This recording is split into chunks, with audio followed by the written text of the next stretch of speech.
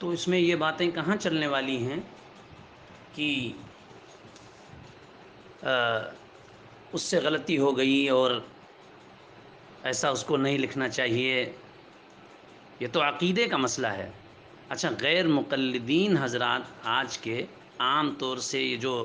ان کے نئے فارغین ہیں، جو پرانے ہیں ان میں تو خیر کم ہی، چونکہ ان کے سامنے بہت ساری باتیں ہو سکتی ہیں کہ ہوں بھی، لیکن یہ جو نئے فاضل غیر مقلدوں کے داڑھی کٹی ہوئی اور سر کھلا ہوا اور پتلون پہنے ہوئے اور نائٹی اور کوٹ اور پتہ نہیں کیا کیا پہنے ہوئے یہ گاؤں میں گھومتے رہتے ہیں، اور بڑا ان کو غرور رہتا ہے غیر مقلدین کے ان نئے فاضلوں کو. کسی دیوبندی عالم سے ملے تو ان کو گری ہوئی نظروں سے دیکھنا اور یہ سمجھنا کہ بس یہ لوگ ایسے ہی ہیں. یعنی توحید ان غیر مقلدوں کے باپ کی جاگیر ہے. علماء دیوبند تو بالکل عقیدہ توحید سے خالی ہیں. کو دیکھ کے عقیدے کے غرور میں مبتلا ہونا کہ ہمارا عقیدہ بہت صحیح ہے اور یہ لوگ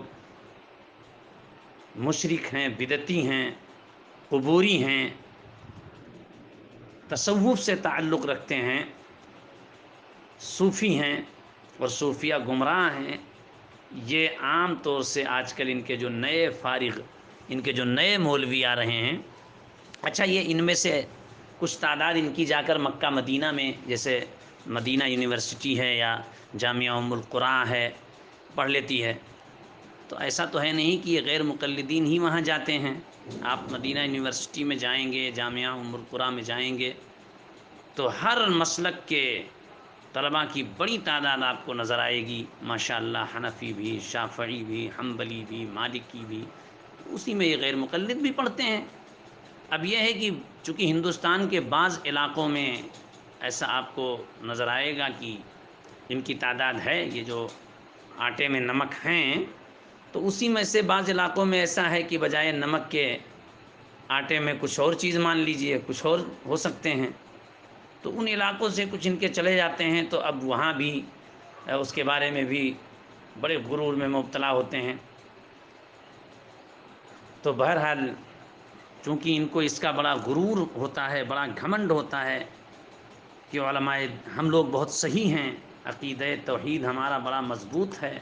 اور ہم لوگ شرک سے اور بدعات سے بہت دور ہیں، رسومات سے پاک ہیں، اور علماء دیوبند شرک میں، بدعت میں ملوث ہیں. یہ انہی کی تقریریں سن کر معراج ربانی کی، توصیف الرحمن کی اور طالب الرحمن جیسے مولویوں کی جو ہے منافقانہ جو ان کا کردار ہے، وہ سب کردار دیکھ کر اور ان کی کتابیں پڑھ کر، اور ایک جلال الدین نام کا ہے، اس طرح سے ان کی کیسٹیں سن کر، ان کی کتابیں پڑھ کر، نیٹ وغیرہ پہ پڑھے ان کے بیانات سن کر، جیسے معراج ربانی کا تو بالکل وتیرہ ہے، وہ جیسے کھڑا ہوگا علماء دیوبند یہ ہیں وہ ہیں. دلیل کیا ہے؟ انہوں نے اپنی کتاب میں لکھا ہے کہ فلاں بزرگ جو ہے وہ پانی پر مصلی بچھا کر نماز پڑھ رہے تھے. علماء دیوبند گمراہ ہیں، اور جو گمراہ ہو اس کی دعوت نہیں، چاہے وہ جس قدر بھی روزے اور نماز کی بات کرے، جب وہ گمراہ ہے، بدعقیدہ ہے، جب اس کا عقیدہ ہی صحیح نہیں ہے، تو ایسے عمل کا فائدہ کیا ہے؟ دلیل کیا ہے؟ دلیل یہ ہے کہ ان کے ایک بزرگ صاحب جو ہے ان کے پاس کوئی آیا تو انہوں نے کہہ دیا کہ جاؤ، تمہارے یہاں ان کے گھر میں کچھ ولادت کا مسئلہ تھا، کسی بچے کی پیدائش کا وقت قریب تھا، کہہ دیا تمہارے گھر میں لڑکا پیدا ہوگا. اور وہ واپس چلے گئے. کچھ دنوں کے بعد آ کر خوشخبری سنائی کہ لڑکا پیدا ہوا ہے. شیخ آپ نے جو کچھ کہا تھا وہ بالکل حق ہے، بچہ پیدا ہوا. اور جو ہے یہ دیکھیے علماء دیوبند کے جو مولوی ہیں، ان کے جو بزرگ ہیں، وہ سب عالم الغیب ہیں. یہ دلیل ہے معراج ربانی کی علماء دیوبند کو گمراہ قرار دینے کے لیے. وحدت الوجود کا جو نظریہ ہے، اس کا جو فلسفہ ہے، اس کی علماء دیوبند نے ایسی تشریح کی ہے، اور علماء دیوبند ہی کیا، اس سے پہلے کے عالموں نے، کہ جس میں ذرہ برابر کوئی ایسی بات نہیں ہے کہ گستاخی ہو یا گمراہی ہو. لیکن یہ شخص علماء دیوبند گمراہ ہیں کیوں؟ وحدت الوجود کا نظریہ ان کے یہاں ہے. اور اسی طرح تقریر کرتے کرتے جو ہے وہ تبلیغ کرتے ہیں، دعوت کے کام کے لیے نکلتے ہیں، بڑی چکنی چپڑی باتیں کر کے اور لوگوں کو سمجھاتے ہیں. بظاہر تو نماز کی بات کریں گے، قرآن کی بات کریں گے اور طہارت کی بات کریں گے، دین کی بات کریں گے، جو لوگ مسجدوں سے دور ہیں اس کی بات کریں گے، لیکن یہ باتیں صرف اس لیے کرتے ہیں تاکہ لوگ ان کے جال میں، ان کے پھندے میں پھنس جائیں. مقصد تو ان کا اپنا نظریہ جو ہے قائم کرنا اور ان کے سامنے اپنا نظریہ پیش کر کے ان کو اپنا ہم عقیدہ، ہم نوالا و ہم پیالہ بنانا، یہ ان کا مقصد ہے.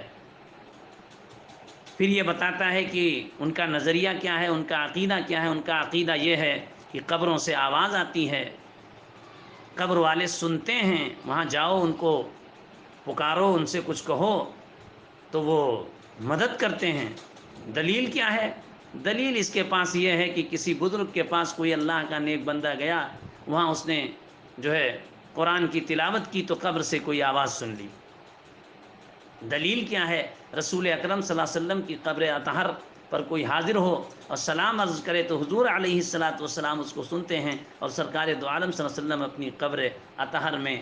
زندہ ہیں، باحیات ہیں. یہ علماء دیوبند کو گمراہ، بدعقیدہ اور عقیدہ توحید سے خالی قرار دینے کی دلیل ہے اس کے پاس. اور یہی سارا کام اس نے بھی توصیف الرحمان نے کیا ہے، اور یہی سارا کام اپنی کتاب میں طالب الرحمن نے بھی کیا ہے. تو یہ سمجھ لیں کہ آج کل اچھا اسی غرور میں مبتلا ہو کر اس ملعون بدبخت شخص نے، جس نے علامہ یوسف قرضاوی رحمۃ اللہ علیہ کے بارے میں ابھی جو ہے کچھ لکھا ہے اور کچھ بکا ہے، یہی اس کے بھی ذہن میں بھرا ہوا ہے. ہم اپنے بارے میں، ان غیر مقلدوں کے بارے میں کہ ہم اہل حدیث تو عقیدہ توحید پر بہت مضبوط ہیں، پختہ ہیں، خالص توحید ہمارے پاس ہے، کوئی ملاوٹ نہیں ہے، اور جو ہے ہم توحید و سنت کی نشر و اشاعت کرتے ہیں، ہمارا عقیدہ تو بہت صحیح ہے. اور ہمارے مقابلے میں یہ علماء دیوبند تو صوفی ہیں، صوفیوں کی باتیں کرتے ہیں، یہ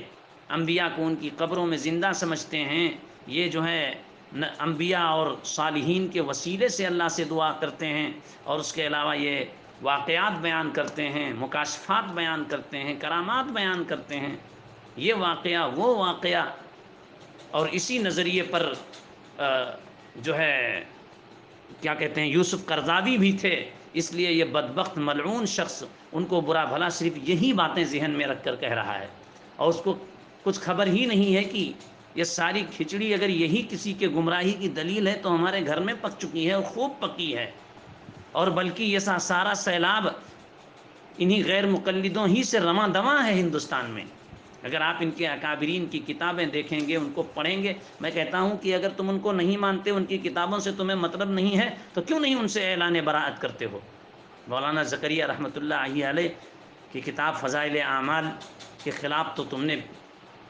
تمہاری جماعت نے یعنی غیر مقلدین نے کم از کم دسیوں کتابیں، بلکہ اس سے زائد لکھا ہوگا، عربی میں لکھ کر عربوں کے پاس پہنچایا ہے، تاکہ ان سے سرخروئی حاصل کریں اور ان کی دولت کو دونوں ہاتھوں سے لوٹیں. یہ اپنے کو حق اور توحید و سنت کا داعی اور علماء دیوبند کو مشرک اور بدعتی بنا کر ان کے سامنے پیش کیے ہیں. یہ سب انہوں نے کیا ہے اس میں، اپنی کتابوں میں اور اپنی تقریروں میں. اسی لیے تو میں عرض یہ کر رہا تھا کہ اس نے اسی غرور اور اسی گھمنڈ سے، اسی تکبر میں اس نے علامہ یوسف قرضاوی رحمۃ اللہ علیہ کو اس قدر برا بھلا کہا، بلکہ اتنا تک لکھا اس شخص نے کہ جو ہے ان کا جنازہ کیا لگ رہا تھا جیسے خمینی کا، نعوذ باللہ من ذالک. خمینی جو شیعوں کے بہت بڑے عالم تھے، ان سے ان کی مثال دے رہا ہے یہ. اچھا، اور جن کی یہ شخص چاپلوسی کر رہا ہے، ان کی کمزوریاں، ان کی کمیاں، ان کی شرارتیں، ان کی بدتمیزی، انہوں نے حکومت اسلامیہ کے نام پر جو کچھ کیا ہے اس کی خبر اس سے کچھ نہیں ہے. کیا ہو رہا ہے؟ بس ان کی تعریف کرنا ہے. کیوں؟ ان کی تعریف نہیں کریں گے تو ان کی دولت کو دونوں ہاتھوں سے کیسے لوٹیں گے یہ؟ اس لیے میں نے سوچا کہ کچھ باتیں آپ تک ان کے عقیدے اور نظریے کی پہنچ جائیں۔ دیکھیے، سب سے پہلے یہ سمجھیے کہ شیخ الاسلام حضرت علامہ ابن تیمیہ رحمۃ اللہ علیہ ان کے مسلک کے نہیں ہیں۔ دیکھیے، ان کا مسلک تو اتنا چونچوں کا مربع ہے کہ آپ پڑھیں گے ان کی کتابیں ڈھنگ سے اور ان کے اکابر کی تو حیران رہ جائیں گے کہ آخر ان کا مسلک ہے کیا۔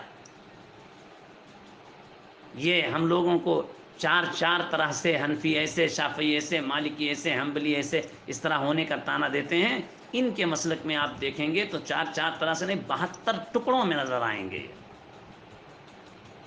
اگر ہم لوگوں کو کہتے ہیں تم ایسے، بریلوی ایسے، سب اپنے کو حنفی کہتے، ہم لوگوں سے کیا لینا دینا ہے ان غیر مقلدوں کو جو اپنے کو دودھ کا دھلا یہ ثابت کرتے ہیں ہم عقیدے میں بہت پختہ، بہت مضبوط، قرآن و سنت پر عامل، تو اپنے بارے میں بتاؤ۔ یہ تفصیل تو ہم بعد میں بیان کریں گے اور بتائیں گے، اور ہمارے اکابر نے بتایا بھی ہے، کوئی ایسا مسئلہ تو ہے نہیں، سب کتابیں موجود ہیں، اس کو پڑھا جائے۔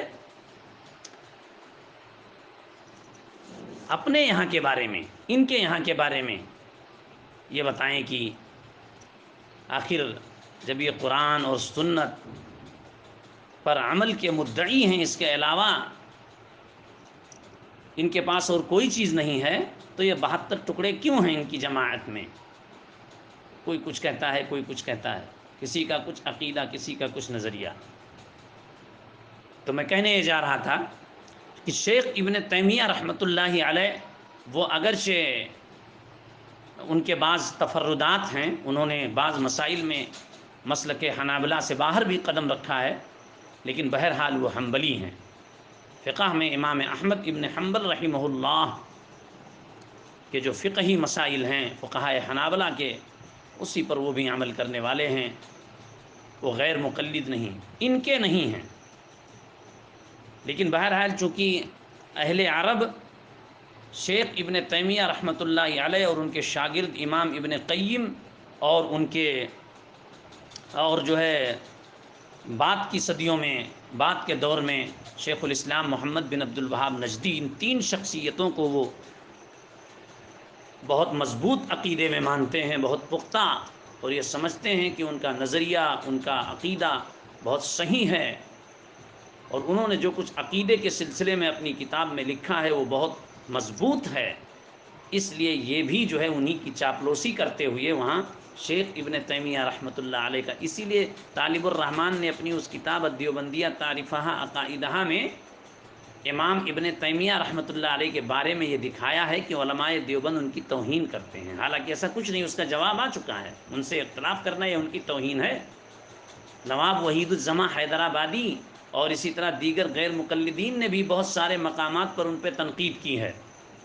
تو اگر تنقید ہی یا جو ہے کہیں اختلاف کرنا یہی،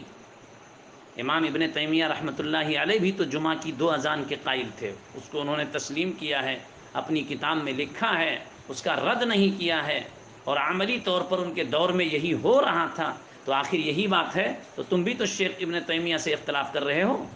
اور جب بات آئے گی شیخ ابن تیمیہ کی تو ان کے نظریہ سے اختلاف کرتے وقت کچھ نہ کچھ تو تمہیں لکھنا ہی پڑے گا۔ تو کیا اس کا نام توہین ہے؟ لیکن اس شخص نے اس کو توہین ہی کے زمرے میں پیش کیا تھا تاکہ اہل عرب علماء دیوبند سے بدظن ہو جائیں، بدگمان ہو جائیں۔ علماء دیوبند الحمدللہ، اللہ تعالیٰ کا شکر ہے، ان کی اتنی دینی خدمات ہیں اور اتنا کچھ انہوں نے کیا ہے دین کے لیے، دعوت کے لیے، سنت و شریعت کے لیے، کہ وہ اہل عرب کے خوش ہونے کے محتاج نہیں ہیں۔ ان کو چاپلوسی کرنے کی اور کاسا گدائی لے کر کسی کے در پر جانے کی کوئی ضرورت نہیں ہے۔ اور اگر مدینہ یونیورسٹی اور دیگر مدارس اسلامیہ میں یہ پڑھنے جاتے ہیں تو وہ ان کے باپ کا نہیں ہے۔ مدینہ یونیورسٹی کی جو مسجدیں ہیں اس میں جمعہ کی کتنی اذان ہوتی ہے؟ اب اگر وہ ان کے باپ کی ہے تو وہاں ایک ختم کرا کے 2 کیوں نہیں کراتے ہیں؟ مدینہ یونیورسٹی میں جو حنابلہ ہیں، جو بہت سارے مدرسین ہیں، بہت سارے اساتذہ ہیں جو حنبلی ہیں، وہ جلسے استراحت نہیں کرتے ہیں، کیوں نہیں ان سے یہ کرا لیتے ہیں؟ وہ ان کی طرح بالکل سینے پر ہاتھ نہیں باندھتے ہیں، کیوں نہیں ان سے بدھواتے ہیں؟ ان کے یہاں مسلک حنفیہ ہی کی طرح عورتوں کا ہاتھ کہیں اور باندھنا ہے، عورتوں کو کہیں اور ہاتھ باندھنا ہے، مردوں کو کہیں اور، کیوں نہیں یہ اپنا نظریہ ان پر تھوپتے ہیں؟ تو مدینہ یونیورسٹی، جامعہ ام القریٰ اور دیگر مدارس وہ ان غیر مقلدوں کی جاگیر نہیں ہے یہ۔ باقی کون سے ایسے ان کے مدرسے ہیں جہاں علماء دیوبند محتاج بن کے ان کے مدرسے میں جاتے ہیں؟ اور یہ وہ رئیس الاحرار ندوی پوری زندگی علماء دیوبند کے خلاف کچھ نہ کچھ لکھتا رہا، مر گیا اور پڑھا ہوا ندوے سے، روٹی وہاں کی توڑی، دانا وہاں کا کھایا، جوتیاں وہاں سیدھی کی، اور یہ سب کچھ، اور دنیا سے اسی حال میں چلا گیا۔ تو بہرحال یہ اس غرور میں، اس گھمنڈ میں بہت زیادہ مبتلا ہوتے ہیں۔ چھوٹے چھوٹے مولویوں کو دیکھا جاتا ہے جو آمین رفع دین اور قرات خلف الامام ایسے چند رٹائے مسائل جو ان کے اپنے جو ہے امتیازی مسائل ہیں، جن کو یہ بطور ہتھیار استعمال کرتے ہیں، اس کے علاوہ اور سیرت کے میدان میں، تواریخ کے میدان میں، اور اسی طرح درسیات کے میدان میں اور دیگر اس میں آئیے تو کسی لائق نہیں ہیں، کچھ نہیں جانتے ہیں۔ سب کی باتیں نہیں کرتا ہوں لیکن اکثر و بیشتر، مگر ہمارے لوگوں سے ملیں گے بڑے غرور سے دیکھیں گے ان کو، بڑے گھمنڈ کے ساتھ۔ دیکھیے صاحب یہ دیوبندی ہیں، ان کا عقیدہ تو ایسا ہے، یہ تو کہتے ہیں، لکھتے ہیں کہ بزرگ لوگ پانی پر چلتے ہیں، ہوا میں اڑتے ہیں۔ تو اس لیے سب سے پہلے آپ چند باتیں شیخ الاسلام امام ابن تیمیہ رحمۃ اللہ علیہ کے سلسلے میں ہی سن لیجیے۔ شیخ ابن تیمیہ رحمۃ اللہ علیہ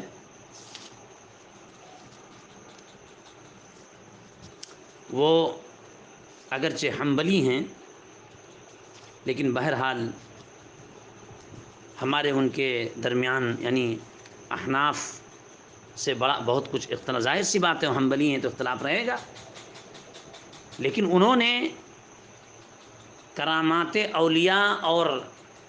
اولیاء اللہ اور اولیاء الشیطان دونوں میں فرق کرنے کے لیے ایک پوری کتاب لکھی ہے، اس کا نام ہے الفرقان بین اولیاء الرحمن و اولیاء الشیطان۔ امام ابن تیمیہ رحمۃ اللہ علیہ نے اپنی اور بھی کتابوں میں، لیکن اس کتاب میں لکھا ہے کہ قبیلہ نخع کے ایک آدمی کا گدھا راستہ میں مر گیا، ساتھیوں نے کہا ہم آپ کا سامان اپنی سواریوں پر تقسیم کر کے اٹھا لیتے ہیں۔ اس نے کہا ذرا صبر کرو، وضو کر کے 2 رکعت نماز پڑھی، دعا کی تو اللہ تعالیٰ نے اس کا گدھا زندہ کر دیا، اللہ تعالیٰ نے اس کا گدھا زندہ کر دیا۔ یہ اس کتاب کے اصل عربی کتاب کے صفحہ نمبر پر علامہ ابن تیمیہ رحمۃ اللہ علیہ نے لکھا ہے۔ اب عربی عبارت اس لیے نہیں پیش کی جا رہی کہ بات بہت لمبی ہو جائے گی، صفحہ نمبر بتا دیا گیا، اور یہ کتاب کوئی ایسی نہیں ہے جو نہ مل سکے، اور اتنی موٹی نہیں ہے جس کو تلاش کرنے میں دقت ہو، اور میرے پاس تو موجود ہی ہے الحمدللہ۔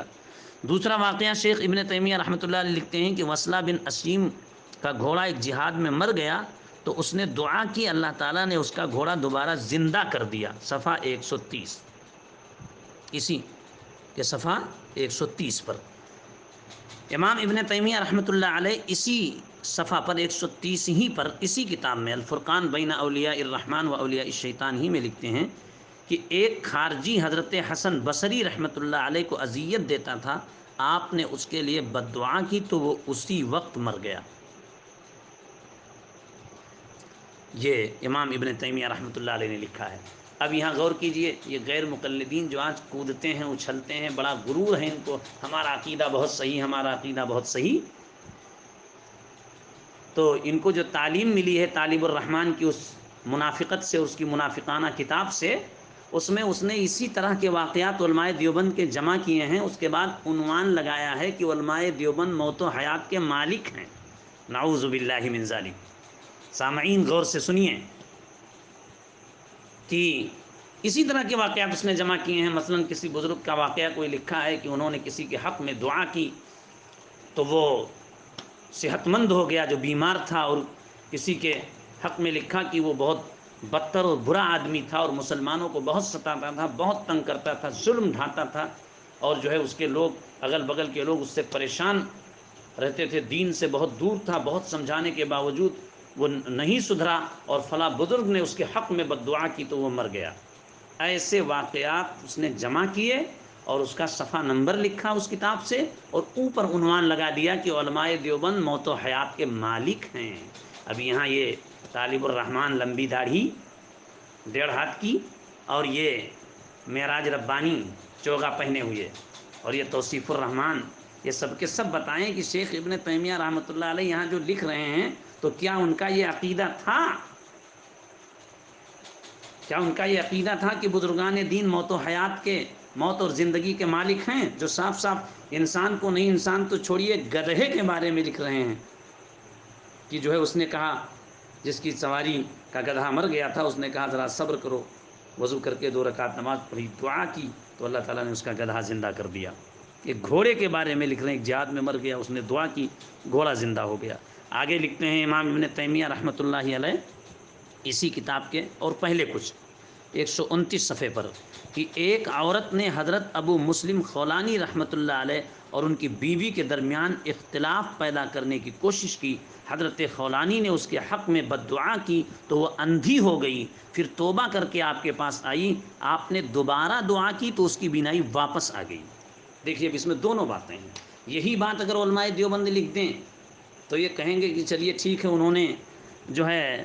بد دعا کی تھی، اللہ نے سن لیا، اندھی ہو گئی۔ لیکن اب یہ کون سی بات ہے؟ کیا ان کے ہاتھ میں سارا پاور تھا، اختیار تھا کہ بس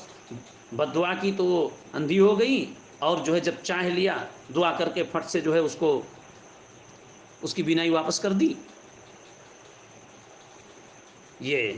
امام، اب یہ غیر مقلدین کہیں گے کہ جو ہے اس میں تو یہ ہے کہ آپ نے دعا کی تھی اللہ سے،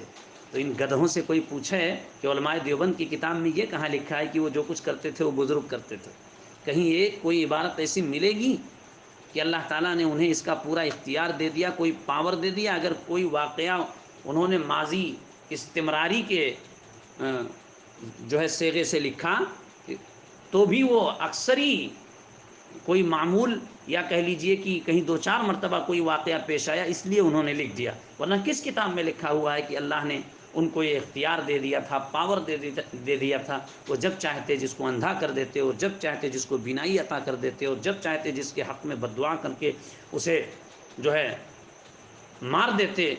موت دے دیتے، اور جب چاہتے دعا کر کے اسے زندہ کر دیتے؟ یہ کس کتاب میں لکھا ہوا ہے علماء دیوبند؟ لیکن ایسے ہی جو امام ابن تیمیہ نے اس جگہ لکھا ہے، ایسے ہی واقعات اس نے چن چن کر علماء دیوبند کی کتابوں سے ان کی، اب بتائیے بھائی عقیدہ ثابت ہوتا ہے عقیدے کی کتاب سے، لیکن اس نے ارواح ثلاثہ وہ عقیدے کی کتاب ہے، سوانح قاسمی وہ عقیدے کی کتاب ہے، فضائل اعمال وہ عقیدے کی کتاب ہے۔ جس شخص کو اتنا پتہ نہ ہو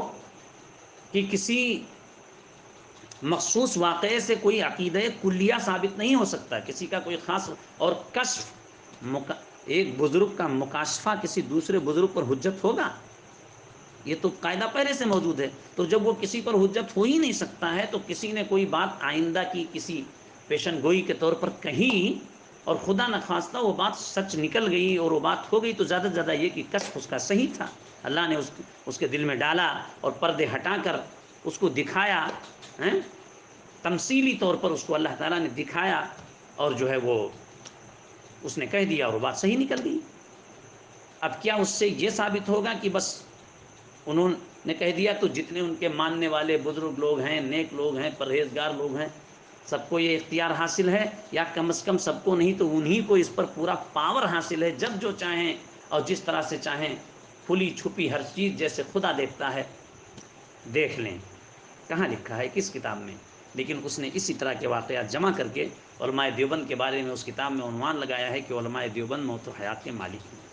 اب چھوٹے موٹے جو ان کے غیر مقلد ہیں، گاؤں میں دیہات میں ادھر ادھر چھوٹی چھوٹی جگہوں پر چھوٹے چھوٹے مولوی ہیں، ان کو تو چھوڑ دیجئے،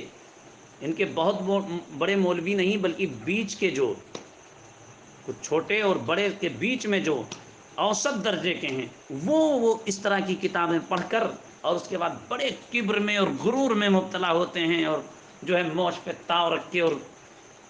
سامنے آتے ہیں، دیکھو علماء دیوبند کا یہ عقیدہ ہے، دیکھو وہ عقیدہ ہے، یہ بد عقیدگی، یہ علماء دیوبند بد عقیدگی پھیلا رہے ہیں کہ وہ تمہارا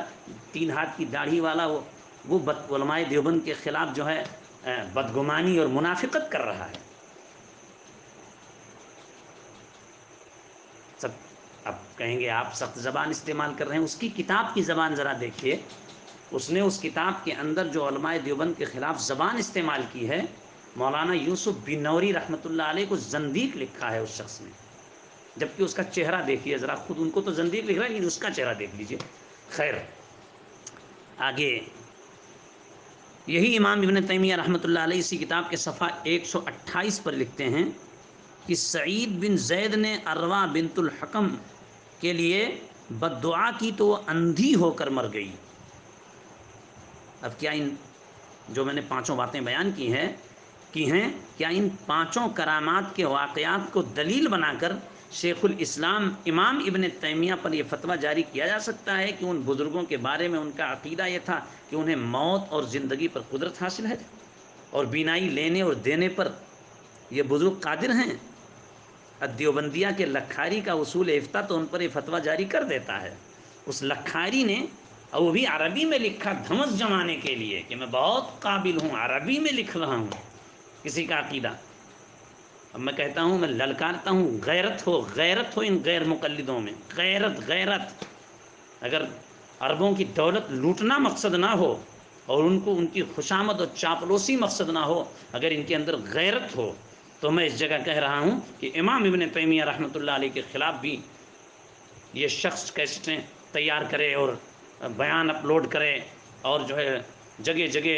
امام ابن تیمیہ کی ان باتوں سے اگر یہ گمراہی کی ہیں تو ان کی ان گمراہیوں سے، میں گمراہی نہیں کہہ رہا ہوں، ان کا اصول بتا رہا ہے، ان کی گمراہیوں سے اہل عرب کو واقف کرائے کہ تم لوگ ایک ایسے شخص کو شیخ الاسلام والمسلمین کہتے ہو، تم لوگ ایک ایسے شخص کو اپنا امام سمجھتے ہو اور مسجد کے ممبر پر کھڑے ہو کر اس کے حوالے دیتے ہو جو غیر اللہ کو موت و حیات کا مالک سمجھتا ہے اور غیر اللہ کو بینائی عطا کرنے کا مالک سمجھتا ہے اور غیر اللہ کو بہت ساری چیزوں پر یا سب پر قدرت والا سمجھتا ہے. ایسے شخص کو تم شیخ الاسلام والمسلمین کہہ رہے ہو، اور یہ اگر مر گیا ہو طالب الرحمن تو اس کے شاگرد واگرد ہوں گے، اس کے ہاتھ پیر دھونے والے کم از کم وہی کھڑے ہو جائیں اور ایسے دیوبندیہ تعریفہ عقائدہ ہی کی طرح کوئی کتاب جو ہے شیخ ابن تیمیہ کے خلاف لکھ کر بھی اہل عرب کے پاس پہنچا دیں. دیکھو ان کا کیا حشر ہوتا ہے. امام ابن تیمیہ رحمۃ اللہ علیہ اسی کتاب میں لکھتے ہیں کہ حضرت علی بن الحضرمی اور ان کے ساتھیوں کے راستے میں دریا آ گیا. دیکھیے بالکل فضائل اعمال جیسے واقعات، سوانح قاسمی تذکرۃ الرشید اور اسی طرح علماء دیوبند کی سوانح میں لکھی ہوئی جو باتیں ہیں، جو واقعات ہیں، جو کرامات ہیں اور جو اکابرین کی کتابوں میں حکایات ہیں، دیکھیے بالکل کہ ان کے ساتھیوں کے راستے میں دریا آ گیا، ان سب نے گھوڑے لے کر اسے عبور کیا اور کسی گھوڑے کی زین تک نہیں بھیگی. صفحہ 128 امام ابن تیمیہ الفرقان بین اولیاء الرحمن و اولیاء الشیطان. حضرت ابو مسلم خولانی کو آگ میں ڈالا گیا. یہ مقابلہ کرنا شروع کر دیتے ہیں، ابراہیم علیہ السلام سے یہ کام نہیں ہو سکا، فلاں سے کیسے ہو گیا، حضور صلی اللہ علیہ وسلم سے نہیں ہو سکا، خواجہ اجمیری سے کیسے ہو گیا، حضرت صدیق اکبر سے نہیں ہو گیا، شیخ جیلانی سے کیسے ہو گیا. بنتے ہیں یہ بہت بڑے موحد اور انہیں اللہ کی قدرت پر بھی شک ہے. جب یہ نظریہ علماء دیوبند کا جگہ جگہ کتابوں میں لکھا ہوا ہے کہ کرامات اولیاء برحق، لیکن ظاہر کرنے والی ذات اس کا اصل فاعل اللہ ہے، جب اس کو تم نے پڑھ رکھا ہے تو جگہ جگہ پھر یہ کہنے کا مطلب یہی بنتا ہے کہ نعوذ باللہ من ذالک، تمہیں خدا کی قدرت پر شک ہے کہ خدا بھی نہیں کر سکتا ہے. اور خدا کی قدرت پر شک کر کے یہ ظالم اپنے کو موحد کہتے ہیں، موحد توحید پرست ہیں. یہ ان سے نہیں ہو، اگر یہ بات نہیں ہے، یہ نہیں سمجھتے ہو تو پھر یہ کون سی بات ہوئی؟ سلیمان علیہ السلام بلقیس کا تخت اتنی دور سے نہیں لا پائے تھے، ان کا صحابی لے آیا تھا. تو اب کیا اعتراض کیا جائے؟ اعتراض تو اس جگہ ہو سکتا تھا جب یہ ان کا اپنا فعل ہوتا. جب یہ ان کا اپنا فعل ہوتا تب اعتراض کیا جا سکتا تھا کہ ایک اتنے اولو العزم پیغمبر کو یہ پاور نہیں، یہ طاقت نہیں، اور ان سے درجے میں مقام میں جو بہت چھوٹا ہے اس کو مل گیا۔ جب کرنے والی ذات اللہ کی ہے، ظاہر وہ کرتا ہے، معجزہ اور کرامت کا اصل فاعل وہ ہے، تو پھر اس طرح کے اعتراض کی کون سی بات ہے؟ تو میں پڑھ رہا تھا کہ حضرت ابو مسلم خولانی کو آگ میں ڈالا گیا تو لوگوں نے انہیں آگ میں نماز پڑھتے ہوئے پایا، آگ ان کے لیے ٹھنڈی ہو گئی اور انہیں کوئی نقصان نہیں پہنچا۔ میں کہتا ہوں کہ یہ قرآن کریم میں واقعہ ہے یا رسول پاک صلی اللہ علیہ وسلم نے اپنی زبان مبارک سے بیان کیا ہے یا ابو بکر و عمر عثمان و علی نے بیان کیا ہے؟ اگر قرآن کریم میں نہیں ہے، رسول پاک صلی اللہ علیہ وسلم نے اپنی زبان مبارک سے بیان نہیں کیا، حضرت ابو بکر و عمر عثمان و علی نے بیان نہیں کیا، تو یہ واقعہ امام ابن تیمیہ جو ذکر کر رہے ہیں اس کا کیا مطلب ہے؟ اب آگے دیکھیے، بالکل فضائل اعمال اور سوانح قاسمی اور تذکرۃ الرشید اور جو ہے نقش حیات جیسی کتابوں میں جو واقعات اور کرامات درج ہیں بالکل ویسے ہی دیکھیے۔ ایک اور تابعی کا قصہ لکھا ہوا ہے کہ جب اپنے گھر میں داخل ہوتے تو گھر کے برتن آپ کے ساتھ تسبیح پڑھتے، جب تاریکی میں چلتے تو کوڑے کا کنارہ آپ کے لیے روشنی فراہم کرتا۔ اور حجاج بن یوسف حضرت حسن بصری رحمۃ اللہ علیہ کو گرفتار کرنے 6 بار گئے ان کے پاس، یعنی حجاج بن یوسف حضرت حسن بصری رحمۃ اللہ علیہ کو گرفتار کرنے 6 بار ان کے پاس گئے، لیکن حضرت حسن بصری انہیں نظر نہ آئے۔ صفحہ 129 اور پچھلا واقعہ بھی 129 ہی صفحے پر ہے۔ رسول اللہ صلی اللہ علیہ وسلم کے آزاد کردہ غلام حضرت سفینہ رضی اللہ تعالی عنہ کا راستے میں شیر سے سامنا ہوا، آپ نے اسے بتایا کہ میں رسول اللہ صلی اللہ علیہ وسلم کا قاصد ہوں، شیر آپ کے ساتھ چلا یہاں تک کہ آپ کی مطلوبہ جگہ تک اس نے آپ کو پہنچا دیا۔ صفحہ 127۔ اب ان غیر مقلدین سے کہو کمپیوٹر پر ان کا ایمان ہے اور موبائل سے جو یہاں سے امریکہ اور لندن بات کرتے ہیں ان کا عقیدہ ہے، اور یہ ارے شیر کے سامنے انسان بچ جائے، تو ان غیر مقلدوں کی کھوپڑی میں کہاں سے یہ بات آئے گی؟ اب اگر اس لیے مان رہے ہو کہ امام ابن تیمیہ نے لکھا ہے تو امام ابن تیمیہ نعوذ باللہ من ذالک خدا ہیں، خدا ہیں امام ابن تیمیہ۔ اور اگر نہیں یہ بات صحیح ہے تو شیخ ابن تیمیہ رحمۃ اللہ علیہ نے لکھا تو صحیح، اور علماء دیوبند لکھیں تو شرک۔ آخر کیا وجہ ہے؟ درنگی چھوڑ دے ایک رنگ ہو جا، سراسر موم ہو یا سنگ ہو جا۔ عربوں کی چاپلوسی میں اپنا عقیدہ اور ایمان برباد مت کرو۔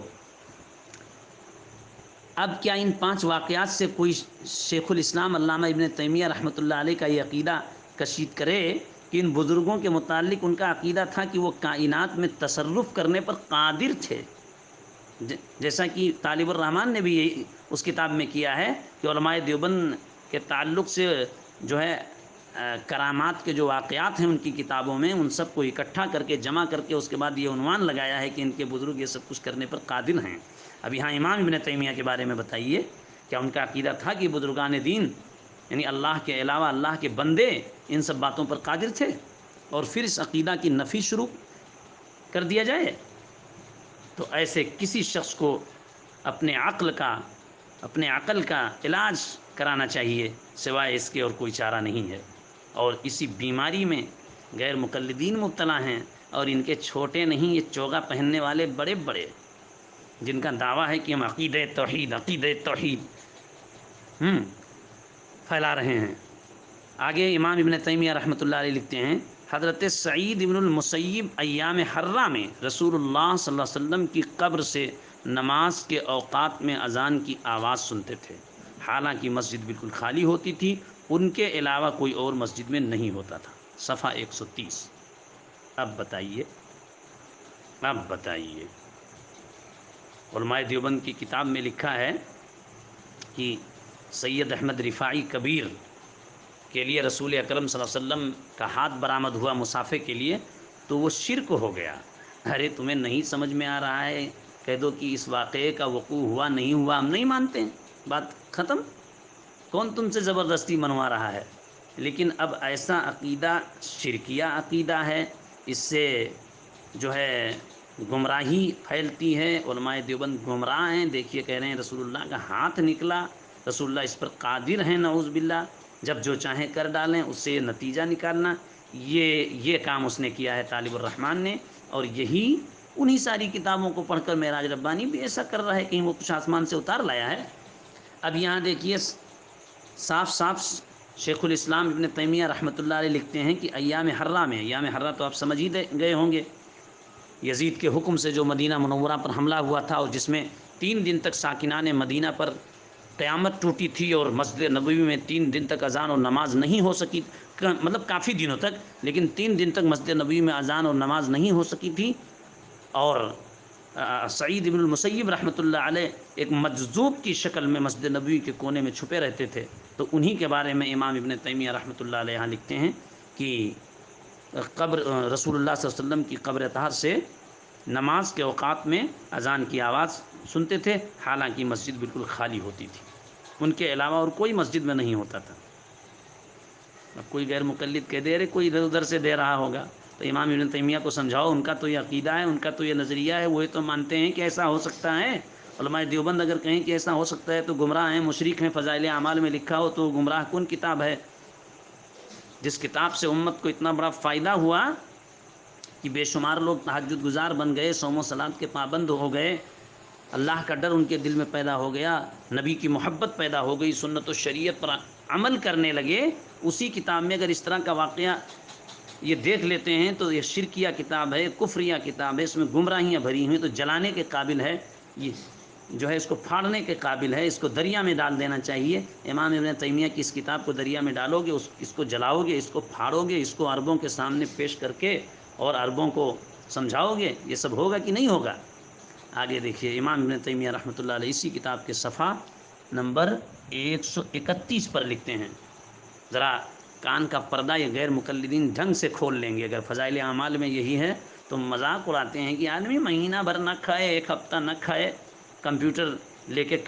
کیلکولیٹر لے کے سب جوڑتے ہیں تو کیسے زندہ رہے گا؟ جیسے یہ عربوں کی دولت لوٹ کر 3 ٹائم کھاتے ہیں، بلکہ 4 ٹائم چائے کی چسکیاں لیتے ہیں، تو سمجھتے ہیں کہ ایسے ہی وہ بھی رہے ہوں گے، اور اس لیے اس میں کوئی ایسا واقعہ عجیب و غریب ہوتا ہے کہ فلاں بزرگ 2 دن 10 دن 15 دن 20 دن کھاتے نہیں تھے لیکن صحت مندوں کی طرح رہتے تھے، تو یہ مذاق اڑاتے ہیں۔ تو معراج ربانی ایسے سنائے گا واقعے کو، اس کے بعد دیکھیے یہ جو ہے اتنے دن تک جو ہے کوئی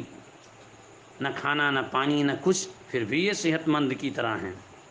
یہ دیوبندیوں کے بزرگ ہیں جو گپ مار رہے ہیں، ایسے کہے گا۔ دیکھیے امام ابن تیمیہ رحمۃ اللہ علیہ لکھتے ہیں کہ حضرت ابراہیم تیمی رحمۃ اللہ علیہ ایک اور 2 مہینہ، ابراہیم تیمی رحمۃ اللہ علیہ 1 اور 2 مہینہ تک کچھ نہیں کھاتے تھے، صفحہ 131۔ آگے لکھتے ہیں کہ عبد الواحد بن زید پر فالج کا حملہ ہوا تو اس نے دعا کی کہ وضو کے وقت ان کے اعضاء کام کریں، چنانچہ وضو کے وقت ان کے اعضاء درست ہو جاتے، صفحہ 132 ہے۔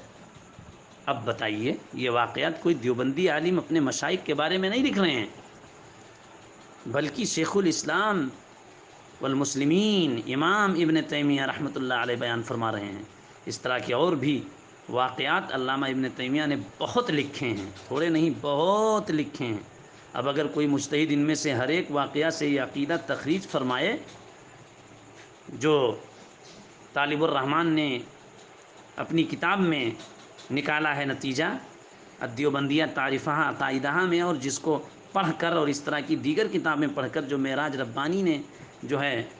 تقریریں جگہ جگہ کی ہیں، اور کہیں کسی نے علماء دیوبند کے سلسلے میں کچھ پوچھ لیا، کچھ سوال کر لیا، ذرا ادب ہی کے ساتھ کچھ کہہ لیا، تو سب سے پہلے اس پاگل شخص کے دماغ سے یہ اور جو ہے میں یہی بات آتی ہے، اور اس کی زبان سے یہی نکلتا ہے کہ ان کی باتیں مت کرو، دین کی خدمت تو دنیا میں دین کے نام پر بہت سارے لوگ کر رہے ہیں، کہیں شیعوں کا نام لے لے گا، کہیں بدعتیوں کو کہہ دے گا، کہیں قادیانیوں کو بیچ میں لے آئے گا، جو ہے تو بس دین کے نام پر دین کی خدمت کر لینے سے دین کی خدمت نہیں ہوتی ہے، بلکہ صحیح عقیدے کے ساتھ کیا جائے۔ جو بدعقیدہ ہو، جو گمراہ ہو، جو مشرک ہو، جو بدعتی ہو، جو بدعت کر رہا ہو، گمراہیاں پھیلا رہا ہو، کیا اس سے دین کا کام ہو رہا ہے؟ وہ تو دین کو نقصان پہنچا رہا ہے، اس سے بہتر نہ کرتا ہے۔ یہ بات وہ کہتا ہے۔ اس کے بعد یہ سب کہنے کے بعد دلیل یہی سب باتیں۔ جب کوئی پوچھ لیتا ہے کہ علماء دیوبند ایسے ہیں، ان کا عقیدہ ایسا ہے، وہ گمراہ ہیں، ان کی جو ہے خدمت، دینی خدمت جو ہے دینی خدمت نہیں ہے، تو جو ہے ان کی توحید نہیں ہے، وہ دین سے دور ہیں، بدعقیدہ ہیں، تو آخر اس کے لیے دلیل کیا ہے تمہارے پاس؟ تو سب یہی سب باتیں جو فضائل اعمال میں سب واقعات لکھے ہوئے ہیں، جیسے یہاں امام ابن تیمیہ نے لکھا کہ جو ہے شیخ عبد الواحد بن زید پر فالج کا حملہ ہوا تو انہوں نے دعا کی اللہ تعالیٰ سے، اللہ تعالیٰ وضو کے وقت ان کے اعضاء کو درست کر دیتا تھا، اور رسول اللہ صلی اللہ علیہ وسلم کی قبر اطہر سے ایام حرہ میں سعید بن المسیب اذان کی آواز سنتے تھے، اور حضرت سفینہ رضی اللہ تعالیٰ عنہ کا راستہ میں شیر سے سامنا ہوا، اور آپ نے بتایا کہ میں رسول اللہ کا قاصد ہوں، تو وہ ساتھ ساتھ چلا اور مطلوبہ منزل تک آپ کو پہنچا دیا، اور حجاج بن یوسف حسن بصری رحمۃ اللہ علیہ کو گرفتار کرنے 6 بار ان کے پاس آیا، لیکن حضرت حسن بصری انہیں نظر نہیں آئے، اور جو ہے ایک تابعی کا یہ واقعہ لکھا ہے کہ وہ گھر میں داخل ہوتے تو گھر کے برتن آپ کے ساتھ تسبیح پڑھتے، جب تاریکی میں چلتے تو جو ہے کوڑے کا کنارہ آپ کے لیے روشنی فراہم کرتا، اور حضرت حضرمی کے بارے میں لکھا ہوا ہے کہ ان کے ساتھیوں کے راستے میں دریا گیا، ان سب نے گھوڑوں سمیت دریا کو عبور کیا اور کسی گھوڑے کی زین تک نہیں بھیگی، اور اسی طرح جو ہے سعید بن زید نے عروہ بنت الحکم کے لیے بد دعا کی تو اندھی ہو کر مر گئی، اور اسی طرح جو ہے اس قبیلے نخا کے اس آدمی کا گدھا جو راستہ میں مر گیا تھا، اس نے دعا کی تو اس کا گدھا زندہ ہو گیا، اور وصلہ بن نسیم کا گھوڑا ایک جہاد میں مر گیا، اس نے دعا کی تو اللہ تعالیٰ نے اس کے گھوڑے کو زندہ کر دیا۔ یہ جو واقعات ہیں، اسی طرح کی کرامات کے واقعات جمع کر کے اور بیان کر کے، اس کے بعد وہ اس طرح کی بات کہتا ہے۔ جب کوئی دلیل میں پوچھے گا کہ کیوں گمراہ ہیں علماء دیوبند، کیوں بدعقیدہ ہیں، ان کے عقیدے میں کیا خرابی ہے، انہوں نے دین کی اتنی خدمت کی ہیں، ان کے بڑوں نے کثیر تعداد میں پورے بر صغیر، پاک و ہند، بنگلہ دیش اور پتہ نہیں کہاں کہاں تک مدارس کا جال بچھایا، تنظیمیں بنائیں، اور جو ہے دین و دعوت کے کام کے لیے مستقل ایک جماعت بنائی، اور پوری دنیا میں چل پھر کر انہوں نے دین کی دعوت دی۔ اور کمیاں، کمزوریاں، خامیاں تو سب میں کچھ نہ کچھ رہتی ہیں، ان میں بھی ہو سکتی ہیں، بالکل اس پر نقد کیجئے اور اس کی اصلاح کیجئے اصلاح کی نیت سے، لیکن ان کو بدعقیدہ اور مشرک اور بدعتی جو آپ ٹھہرا رہے ہیں وہ کیوں؟ تو یہی سب واقعہ بیان کر دیتا ہے، دیکھو انہوں نے یہ لکھا۔ اب یہی سارے واقعات شیخ ابن تیمیہ رحمۃ اللہ علیہ کی ایسے ہی واقعات موجود ہیں۔ اب اگر دم ہے، ہمت ہے، تو ان کے خلاف بھی جو ہے یہ تقریریں کریں، اور یہ کیسٹیں تیار کریں، اور یہ بیان اپلوڈ کریں، یہ کتابیں لکھیں ہیں۔ سچ کہنے والے کسی نے کہا ہے کہ بے روک ہیں ان فتویٰ فروشوں کی زبانیں، بے روک ہیں ان فتویٰ فروشوں کی زبانیں، اسلاف کی توہین پہ کرتے ہیں گزارا۔ بے روک ہیں ان فتویٰ فروشوں کی زبانیں، اسلاف کی توہین پہ کرتے ہیں گزارا، امت کے اکابر پہ سب و شتم کی بوچھار، کرتی نہیں اللہ کی غیرت یہ گوارا، کرتی نہیں اللہ کی غیرت یہ گوارا۔ گنگوہی کے دامن پہ ہیں الحاد کے چھینٹے، گنگوہی کے دامن پہ ہیں الحاد کے چھینٹے، نانوتوی کافر ہے یہ سوچو تو خدا را، نانوتوی کافر ہے یہ سوچو تو خدا را۔ اسلام کے باغی ہیں دیوبند کے بیٹے، اسلام کے باغی ہیں دیوبند کے بیٹے، کس نے تمہیں اس فتویٰ تراشی پہ ابھارا،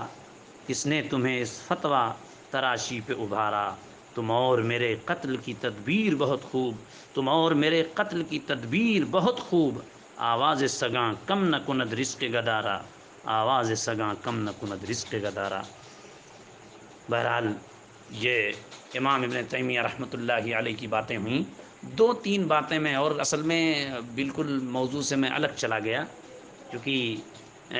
ان غیر مقلدوں کی اس قدر حرزہ سرایاں اور بدماشیاں اور ان کی شرارتیں بڑھ چکی ہیں کہ اب جب یہ اس موضوع پر کچھ بیان کرنا چاہو تو اتنے سارے مواد ذہن میں ہیں کہ کون سی بات کب پیش کی جائے، یہ اس پر قائم رہ پانا بہت مشکل ہو جاتا ہے۔ تو اس لیے میں تو یہ چاہتا تھا کہ شیخ ابن تیمیہ رحمۃ اللہ علیہ کی چند ہی باتیں میں پیش کروں، اور اس کے بعد غیر مقلدین کے جو ان کے اپنے اکابر اور بزرگ ہیں، میں شروع میں کہہ چکا کہ امام ابن تیمیہ تو ان کے ہیں نہیں، جیسے ہم لوگ امام ابن تیمیہ کی قدر کرتے ہیں، ان کا احترام کرتے ہیں، ان کا اکرام کرتے ہیں، یہ بھی کر لیں ٹھیک ہے، لیکن بہرحال کم از کم ہم لوگ مقلدین کو گمراہ، بدعقیدہ اور تقلید کو گمراہی کا زینہ، اور بعضے تو تقلید کو جو شرک لکھ چکے ہیں، سارے غیر مقلدوں کو نہیں کہہ رہا ہوں، لیکن بعضے جو تقلید کو شرک لکھ چکے ہیں، یہ سب تو نہیں کہہ رہے ہیں، اور وہ مقلد تھے، یہ الگ بات ہے کہ ان کے پاس علم تھا بہت، اللہ تعالیٰ نے انہیں صلاحیت سے نوازا تھا، بعض مقامات پر انہوں نے تو کچھ تفردات اختیار کر لیے، وہ اپنی جگہ ہے، لیکن بہرحال ان کے وہ اپنے نہیں ہیں، مگر کچھ ان کے متعلق باتیں میں اس لیے پیش کرنا چاہتا تھا کہ ایک تو طالب الرحمن نے اپنی اس کتاب میں جو ہے 4-5 حوالے کچھ اس طرح کے سے پیش کیے ہیں جہاں علماء دیوبند نے امام ابن تیمیہ سے اختلاف کیا ہے، لیکن بہت ہی ادب اور احترام کے دائرے میں اس جگہ انہوں نے بات کی ہے، اور اس نے اس کو بالکل اپنے اعتبار سے بڑی ہی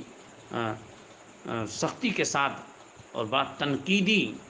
جملہ سمجھ کر پیش کر دیا ہے، اور بعض ایسے لوگ جنہوں نے واقعتاً بہت زبردست تنقید کر دی ہے، وہ بڑی سختی سے پیش آئے ہیں اور بہت سخت لکھا ہے، جس کو ایک درجے میں گستاخی کہا جا سکتا ہے، تو وہ علماء دیوبند میں سے ہیں ہی نہیں، نہ انہوں نے دیوبند مدرسے میں پڑھا، نہ مظاہر علوم میں پڑھا،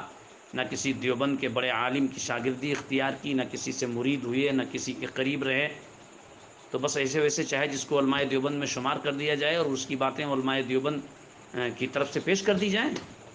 تو چند ایسے لوگوں کو پیش کیا ہے، مقصد اس کا اس کتاب میں یہی ہے، چونکہ وہ کتاب جب چھپی تو اس کو عربوں میں پھیلائی گئی زیادہ تر، مقصد اس کا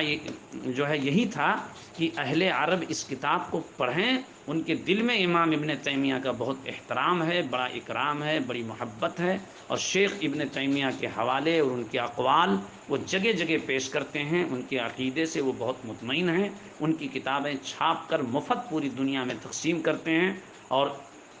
جب وہ دیکھیں گے کہ یہ علماء دیوبند جو ہندوستان اور پاکستان اور بنگلہ دیش اور برما اور سری لنکا اور کہاں کہاں دنیا کے کونے کونے میں مشہور ہیں، بڑی شہرت ہے، بڑے بڑے مدرسے بنائے، بڑے بڑے مراکز بنائے، اور حدیث کی بہت ساری تفسیریں اور بہت ساری شروحات، اور وہ قرآن کی تفسیر اور حدیث کی شروحات، اور جو ہے فقہ کی کتابیں اور تاریخی کتابیں، یہ سب کچھ انہوں نے بہت لکھا ہے، یہ جو ان کی شہرت ہے، جب یہ سنیں تو بدگمان ہو جائیں،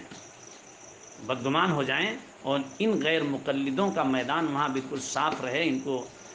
پر اور پرزہ پھیلانے کا موقع ملے، وہاں ان کے پیسے یہ لوٹیں سلفیت کے نام پر، ہیں اپنا عقیدہ چھپا کر، بتایا نہیں ان کے اکابر کا عقیدہ تھا انبیاء اپنی قبروں میں زندہ ہیں، وہاں یہ جو ہے اس کو چھپاتے ہیں اور اپنے کو ان کے عقیدے کے مطابق بتاتے ہیں، ان کے اکابر کا عقیدہ انبیاء علیہم الصلاۃ والسلام کی کے توسل سے دعا کرنا درست مطلب تھا ان کے اکابر کے عقیدے میں، اور انہوں نے اس طرح سے دعا بھی کی ہے، یہ اس کو وہاں چھپاتے ہیں، ان کے اکابر نے لکھا ہے کہ رسول اکرم صلی اللہ علیہ وسلم کی قبر اطہر کی نیت سے مدینے کا سفر کرنا درست ہے، اس کو وہاں چھپاتے ہیں، ان کے اکابر نے جو ہے لکھا ہے کہ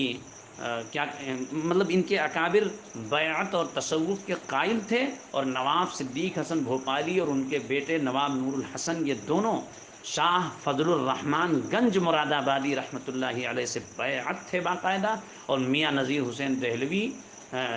بھی بیعت کرتے تھے، پیر تھے، اور بہار اور کیا کہتے ہیں پنجاب وغیرہ کے علاقوں میں بہت سارے ان کے میاں نذیر حسین دہلوی کے مریدین تھے، اس کو بھی یہ وہاں چھپاتے ہیں، اسی طرح ان کے اکابر کا بہت سارا ایسا عقیدہ ہے جس کو یہ وہاں جا کر چھپاتے ہیں، نہیں پیش کرتے ہیں، تو اس کو چھپا لیں گے، اور پھر ان کا ہم آہنگ ہم عقیدہ اپنے کو یہ ثابت کر کے، اور اس کے بعد ان سے ان کی دولت لوٹیں گے، اور جب یہاں وہ پیسہ لائیں گے تو آسمان چھوتی جو بلڈنگیں بنیں گی وہ کہیں نذیر حسین دہلوی کے نام پر بن جائیں گی، کہیں نواب صدیق حسن بھوپالی کے نام پر بن جائیں گی، کہیں ثناء اللہ امرتسری کے نام پر بن جائیں گی، کہیں جو ہے کیا کہتے ہیں داؤد راز کے نام پر بن جائیں گی، کہیں داؤد غزنوی کے نام پر بن جائیں گی، کہیں عبداللہ غزنوی کے نام پر بن جائیں گی، کہیں عبدالرؤف رحمانی کے نام پر بن جائیں گی، کہیں کسی کے نام پر بن جائیں گی. یعنی پیسہ تو وہاں سے لوٹیں گے سلفیت کے نام پر. ہم آپ کے عقیدے کے مطابق ہیں، ہم سلفی ہیں، ہم امام ابن تیمیہ کے عقیدے پر ہیں، اور جب لے کر آئیں گے تو ایسے لوگوں کا پرچار کریں گے جو بالکل عرب علماء سے عقیدے میں بالکل متضاد ہیں. آج کے جو سلفی ہیں سعودی عرب کے کان کھول کر سن لیں غیر مقلدین، وہ جو اپنا عقیدہ اپنی کتابوں میں لکھتے ہیں اور لکھ کر چھاپ کر پوری دنیا میں تقسیم کرتے ہیں، ان کے اکابر کا دور دور تک ان کے عقیدے سے واسطہ نہیں ہے، اور بالکل متضاد معاملہ ہے. ان کے اکابر کا کچھ عقیدہ تھا اور ان کا کچھ عقیدہ ہے. تو یہی بات، اسی لیے جو ہے یہ وہاں ان کے عقیدے کو چھپا کر اور اپنے کو شیخ الاسلام ابن تیمیہ اور ابن قیم اور ابن عبد الوہاب نجدی اور ان لوگوں کی طرح ثابت کر کے ظاہر کر کے انا سلفی انا سلفی کا نعرہ لگا کر اور وہاں شعبۂ جالیات میں گھستے ہیں، اور اس کے بعد پھر وہاں کی مسجدوں میں ادھر ادھر موقع ملتا ہے تو جو خارجی ہیں، ہندوستانی ہیں، پاکستانی ہیں، بنگلہ دیشی ہیں، سری لنکا کے لوگ ہیں، برما کے لوگ ہیں، کچھ پاکستان کی سرحد سے ملے ہوئے افغانستان کے لوگ ہیں جو اردو سمجھتے ہیں، ان کے درمیان یہ تقریریں کرتے ہیں، اور وہاں ٹیبل پر کتاب لگا کر اور کہیں سوانح قاسمی، کہیں تذکرۃ الرشید، کہیں جو ہے فضائل اعمال، اور کہیں نقش حیات، اور کہیں جو ہے کوئی کتاب، کہیں کوئی کتاب اٹھا کر کے اور اس کے بعد انہیں دکھاتے ہیں. چونکہ علماء دیوبند کی مقبولیت کا انہیں اندازہ ہے، یہ خوب جانتے ہیں کہ ان کا کتنا بڑا جو ہے مقام ہے، مرتبہ ہے، اور وہ کس قدر ہندوستان میں، پاکستان میں، بنگلہ دیش میں، بر صغیر ہی نہیں بلکہ پوری دنیا میں مشہور ہیں. ان کی شہرت ہے، انہوں نے دین کی خدمت کی ہے، دین کا کام کیا ہے، مدارس کا جال بچھایا ہے، مکاتب کا جال بچھایا، خوب جانتے ہیں. تو یہ چاہتے ہیں کہ یہی سب باتیں ہم بیان کریں، منافقانہ طور پر خیانت کر کے، بد زبانی کر کے یہ سب ہم کچھ انہیں کہیں تو یہ لوگ بدگمان ہو جائیں. اس لیے اب اگر یہ انصاف پر قائم ہیں، حق چاہتے ہیں، سچائی پر قائم ہیں، جیسا کہ یہ اخلاص کا دعویٰ کرتے ہیں کہ ہمیں علماء دیوبند سے کوئی دشمنی نہیں، ہم تو یہ ساری باتیں اس لیے بیان کرتے ہیں کہ انہوں نے جو بدعقیدگی پھیلائی ہے اس سے لوگ دور ہو جائیں، کہیں ان کے جھانسے میں نہ آ جائیں، وہ بھی بدعقیدہ نہ ہو جائیں، ان کی بھی آخرت برباد نہ ہو جائے، اس لیے ہم یہ باتیں بیان کرتے ہیں. اگر یہ اپنے دعوے میں سچے ہیں اور جو کچھ کہہ رہے ہیں یقیناً ان کے کہنے میں پورا پورا اخلاص ہے، تو آج یہ باتیں، یا جب سے یہ باتیں یہ جاننے لگے ہیں، ان کی پوری ذمہ داری ہے کہ یہ عربوں کو بھی جگائیں اور انہیں ابن تیمیہ کے ان عقائد سے باخبر کریں، امام ابن قیم کی ان باتوں سے باخبر کریں. یہی جو ہے توصیف الرحمن ہے، اس نے ایک کتاب لکھی تھی جو ہے کیا حل من علماء دیوبند، حل علماء دیوبندیہ من اہل السنہ والجماعہ، کچھ اس طرح کی کتاب، کیا جو ہے علماء دیوبند اہل سنت والجماعت میں سے ہیں. اچھا، یہ کتاب جب اس نے لکھی تو پھر یہی ساری باتیں حوالے کے طور پر، جیسے بھائی سوال سے تو آپ سمجھ گئے وہ ثابت یہ کرنا چاہتا تھا کہ گویا کسی نے مجھ سے سوال کیا یا میں سوال کر رہا ہوں خود سے کہ کیا علماء دیوبند اہل سنت والجماعت میں سے ہیں. اب یہ پوری کتاب اس کا جواب ہے کہ ہیں یا نہیں. تو اس میں اس نے اسی طرح کے واقعات، کرامات کے حکایات، کشف و الہام، اور جو ہے توسل بالصلحاء والانبیاء اور حیات انبیاء اور اسی طرح کی باتیں اس نے اس کتاب میں لکھی، اور اس کے بعد دکھایا کہ دیکھیے جو ہے یہ سب واقعات جو انہوں نے بیان کیے علماء دیوبند نے، اس میں کسی سے علم، یعنی کشف کے واقعے کو کہہ دیا کہ اس سے علم غیب ثابت ہوتا ہے، کرامات کے ایسے واقعات سے کہہ دیا کہ اس جو ہے ان کے بزرگ جو ہے سب موت و حیات پر قادر ہیں، کسی کی زندگی و موت پر قادر ہیں اور یہ جو چاہیں کر ڈالیں، اس سے یہ ثابت کر دیا. اور اسی طرح سے پوری کتاب ایسے ہی لکھی اور پھر اس میں کتاب کے واقعات نقل کیے، صفحہ نمبر دیا اس کا، اور پھر نیچے جو ہے جو اس سے نتیجہ نکالا وہ اپنے اعتبار سے لکھا. تو مولانا ابو بکر غازی پوری رحمۃ اللہ علیہ، اللہ تعالیٰ ان کی قبر کو نور سے بھر دے، انہوں نے آنکھیں کھول دیں بر صغیر کے لوگوں کی، ورنہ یہ غیر مقلدین کس قدر گمراہیاں اور فتنہ انگیزیاں کرتے اس کا ہمیں اندازہ نہیں. کہ انہوں نے کتاب لکھی حل الشیخ ابن تیمیہ من اہل السنہ والجماعہ، کیا ابن تیمیہ اہل سنت والجماعت میں سے ہیں؟ ایک غیر مقلد میں نے یوٹیوب پہ دیکھا تھا، وہ اصل میں اس کو چاہتا تھا کہ لوڈ کر دوں تاکہ بعد میں اس کو سنوں، لیکن پھر وہ اسی وقت سنا، اس کے بعد دھیان نہیں دے پایا میں۔ وہ یہ بیان کر رہا تھا، مذاق اڑا رہا تھا مولانا ابوبکر غازی پوری رحمۃ اللہ علیہ کا، کہ دیکھیے انہوں نے تو امام ابن تیمیہ کو کہا ہے، اور امام ابن تیمیہ نے اس سے بہت پہلے ان لوگوں کو مرجی اور جہمی اور پتہ نہیں کیا کیا اور معتزلی پتہ نہیں کیا کیا کہا ہے، اور پھر جو ہے ان لوگوں سے مراد صوفیہ کو لیا، کہ صوفیوں کو اور فلاں کو اور فلاں کو اور فلاں کو، اور پھر کہا کہ یہ آج یہی لوگ ہیں یعنی علماء دیوبند۔ تو امام ابن تیمیہ نے تو ان کو بہت پہلے اہل سنت سے خارج کر دیا ہے، اور آج یہ چلے ہیں ان کے خلاف کتاب لکھنے۔ اچھا، اس ملعون بدبخت کو جو ہے وہ کتاب ہاتھ میں لیے ہے اور دکھا رہا ہے، لیکن وہ سمجھ ہی نہیں پا رہا ہے کہ مولانا ابوبکر غازی پوری رحمۃ اللہ علیہ نے کیا لکھا ہے اور کیا کہنا چاہتے ہیں۔ وہ تھوڑی نہ کہہ رہے تھے کہ وہ اہل سنت والجماعت میں سے نہیں ہیں، وہ تو ایک الزامی جواب دے رہے تھے کہ توصیف الرحمان نے جو کتاب لکھی کہ کیا علماء دیوبند اہل سنت والجماعت میں سے ہیں، اور ان کو اہل سنت والجماعت میں سے خارج کرنے کے لیے جو باتیں اس نے لکھیں اور جو دلیلیں دیں اور جو واقعات درج کیں، وہ دکھانا یہ چاہتے تھے کہ اگر یہی سب باتیں علماء دیوبند کے اہل سنت سے خارج ہونے کی دلیل ہیں تو یہ سب باتیں ابن تیمیہ نے بھی لکھی ہیں، اور کثرت سے انہوں نے دماغ یہ لگایا کہ چونکہ یہ کتاب اس نے لکھ کر عرب میں پھیلایا ہے، تو کیا اس کا مقصد ہے؟ عربوں کو بدگمان کرنا علماء دیوبند سے؟ تو انہوں نے سوچا کہ یہ بھی لکھا جا سکتا ہے کہ کیا غیر مقلدین بر صغیر کے غیر مقلدین اہل سنت والجماعت میں سے ہیں، لیکن انہوں نے یہ سوچا کہ عربوں کو آئینہ دکھایا جائے، اپنی بانس چکنی چپڑی باتوں سے انہوں نے وہاں کے بھی بعض لوگوں کو جو ہے متاثر کر لیا اور گمراہ کر ڈالا۔ جو ہے ضروری نہیں کہ سب کو، یہ ان کے غلام بنے ہوئے ہیں، اگر وہ ان کے غلام تھوڑی نہ ہے، اگر یہ ان کے غلام نہ ہوتے، یہ اگر ان کے غلام نہ ہوتے تو یہ بدبخت اپنے اکابر کے عقائد کو چھپاتے کیوں؟ میاں نذیر حسین دہلوی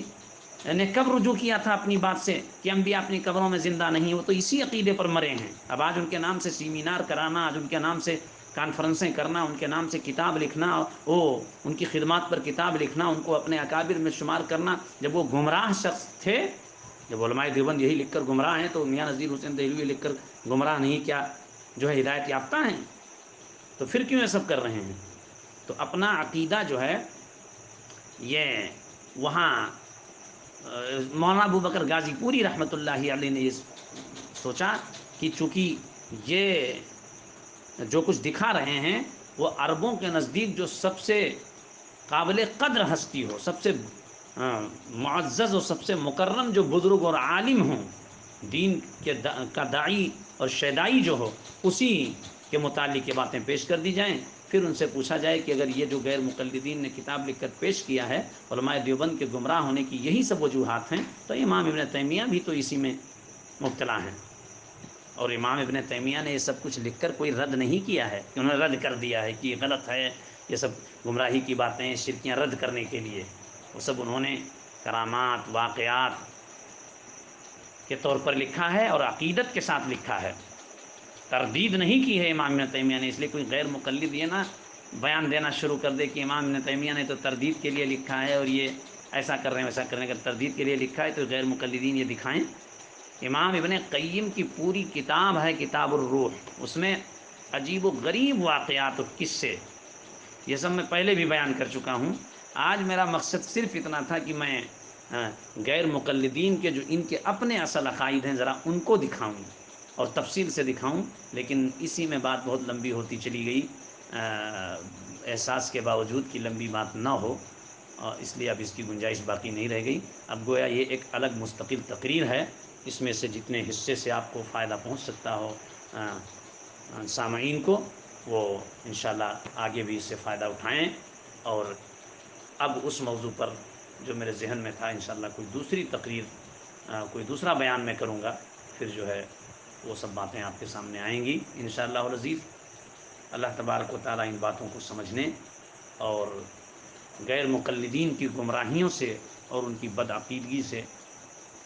اپنی حفاظت کرنے کی توفیق عطا فرمائے۔ حضرات، آپ نے جو میری زبان سے ان کے متعلق بدعقیدگی کا جملہ سنا ہے اس پر آپ غور کر لیں گے۔ وہ بدعقیدہ اس لیے ہیں کہ اگر وہ یہ جانتے ہیں کہ علماء دیوبند کرامات کو ان اولیاء اور بزرگوں کا ذاتی فعل نہیں سمجھتے، اللہ ہی کا فعل سمجھتے ہیں، تو پھر اس میں یہ بکنا اور کہنا یہ کیسے ہو سکتا ہے، وہ کیسے ہو سکتا ہے، گویا یہ خدا کی قدرت پر شک کرنا اور خدا کی قدرت کا انکار کرنا ہے، اور اللہ تعالیٰ کی قدرت میں شبہات پیدا کرنا ہے کہ نعوذ باللہ من ذالک، گویا خدا بھی یہ نہیں کر سکتا، تو اس سے بڑا بدعقیدہ کون ہو سکتا ہے؟ اور اگر انہیں خدا کی قدرت میں کوئی شک نہیں اور بالکل اللہ تبارک و تعالی ہر چیز پر قادر ہے اور سب کچھ کر سکتا ہے، اور کرامات اولیاء اور معجزات انبیاء ان نبیوں اور ولیوں کا اپنا فعل نہیں اللہ کا فعل ہے، تو پھر کسی کے نام پر تقابل کرنا کہ ان سے نہیں ہو سکا ان سے کیسے ہو گیا، یہ بڑی جہالت کی بات ہے۔ جب ان کا فعل ہے ہی نہیں تو تقابل کا کوئی مسئلہ نہیں ہے۔ اور علماء دیوبند الحمدللہ انہوں نے جو کچھ اس سلسلے میں لکھا ہے وہ سب اپنی جگہ پر ٹھیک ہے۔ اللہ تعالیٰ